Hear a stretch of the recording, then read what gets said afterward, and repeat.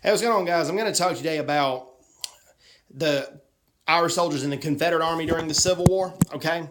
And my main loyalty is to the USA over Mississippi, granted, rarity for the state, but the Irish Confederate soldiers fought bravely and they fought gallantly, and even though I thought they were fighting for a wrong cause, I think they deserve our respect.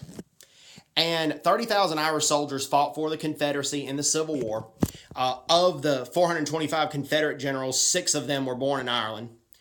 And Patrick Claiborne was born in Cork County, Ireland, actually on St. Patrick's Day, and he was the only foreign-born major general in the Confederate Army, and he was known as the Stonewall of the West. And he was like the Stonewall Jackson, but in the Western campaign and not the Eastern campaign. But he fought like Stonewall Jackson, and he was killed in 1864, killed in action because he led his soldiers from the front.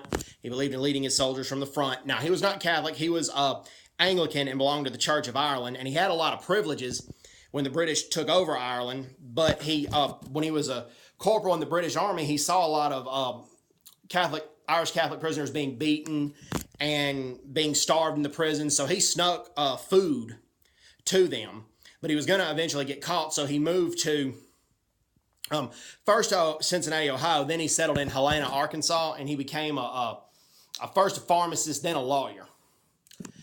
And he did not believe in slavery. He thought it was evil, but he believed that it was the states' rights to decide, not the federal government, but he still hated slavery. So he suggested to the Confederate Army and Confederate Congress that the Congress arm the black soldiers, which means let blacks who fight for the Confederacy get their freedom and let them fight in combat regiments. Well, Patrick Claiborne almost lost his command just at the mere suggestion of that. And I personally did not think that was right, and it was horrible. But Patrick Claiborne was a man of noble principles, as you saw right there. And the Irish that were in the South usually had been there a little bit longer than the Irish in the Northeast. Now, the Irish that fought for the Union was 140,000. For the South, it was 30,000. But the Irish that fought for the South, honestly, they enlisted a lot more. They enlisted higher ratios. The Irish Catholics had one of the highest rates of enlistment in ratio in the South.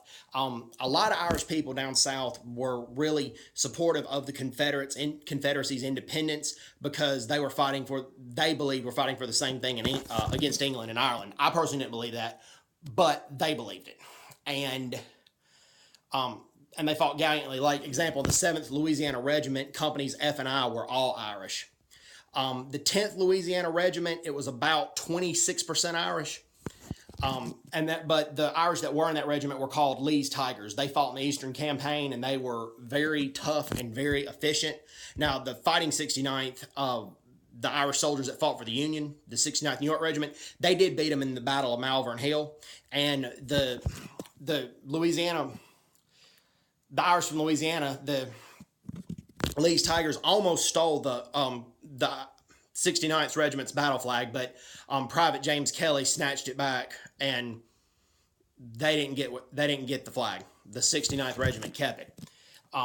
But also in the Battle of Little Round Top, most people have seen the movie Gettysburg. The Confederates try to take Little Round Top. Well, Company K of the 15th Alabama Regiment, there were a lot of Irish in that particular company. Now, the commanding officer was a regular Caucasian guy, but there were a lot of Irish in Company K.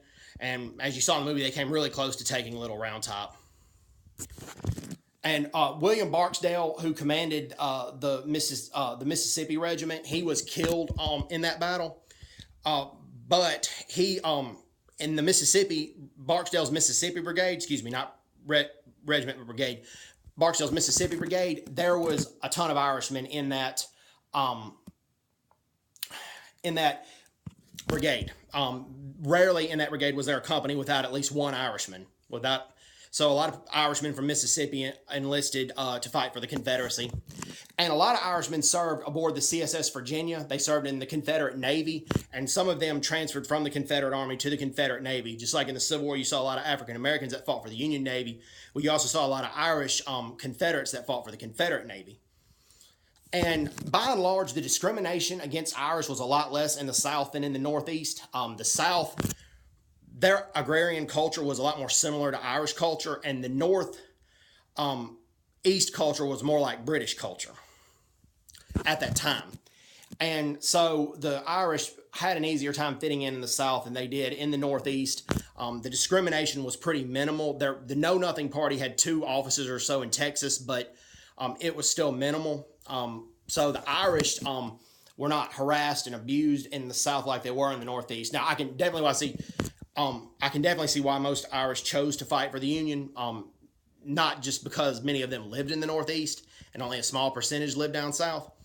But also there was Thomas Hindman of Arkansas. He was born in Ireland, and like Patrick Cleburne, he held the Know Nothing Party in contempt.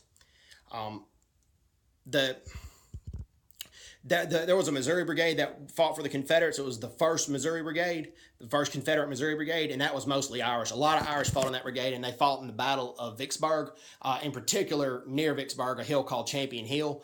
They fought in that battle, and they were very tough, very determined. The Confederacy lost that battle, but the Union overran their position several times, but the Irish Confederates in that battle kept regaining their captured cannons and regaining their captured ammunition. It wasn't an easy fight for the Union. So, and yes, as I said in the previous video, the 24th Georgia Regiment was Irish, commanded by Colonel McMillan, and they stopped the Union Irish Brigade at Marie's Heights in Fredericksburg. And you would see that in the Gods and Generals movie, but they did not start fighting each other in Fredericksburg. They had started, the first engagement between Union and Confederate Irish was 2 years before, in the Battle of Malvern Hill. And that was in 1861, and it was one of the early defeats that the Confederacy had.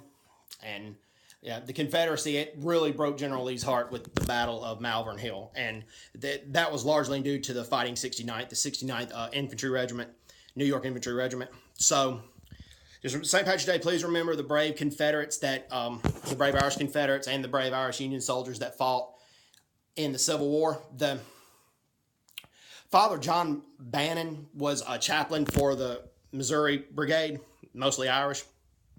And he believed that the Northern culture was too secular, that the Southern culture was more Christian-like. But when Lincoln signed the Emancipation Proclamation, that the moral superiority that he was saying kind of went downhill. Actually, it really went downhill.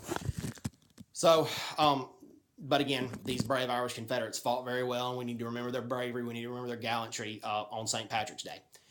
So, anyways, hope everybody's doing well. Take care. God bless, and bye-bye. Bye-bye.